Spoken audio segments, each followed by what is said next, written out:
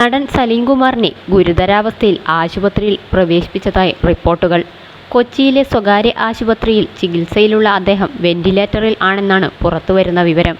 പെട്ടെന്നുണ്ടായ ആരോഗ്യ പ്രശ്നങ്ങളെ തുടർന്നാണ് സലീംകുമാറിനെ ആശുപത്രിയിൽ പ്രവേശിപ്പിച്ചത്. അദ്ദേഹത്തിൻ്റെ ആരോഗ്യനിലയെക്കുറിച്ചുള്ള കൂടുതൽ വിവരങ്ങൾ ആശുപത്രി അധികൃതരിൽ നിന്നോ ബന്ധപ്പെട്ടവരിൽ നിന്നോ ഔദ്യോഗികമായി ലഭിക്കേണ്ടതുണ്ട്.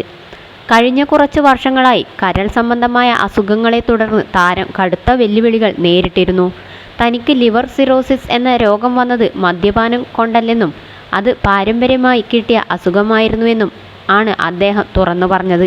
ഒരു ചായ പോലും കുടിക്കാത്ത തൻ്റെ സഹോദരനും ഇതേ അസുഖമായിരുന്നുവെന്നും അദ്ദേഹം വെളിപ്പെടുത്തിയിരുന്നു.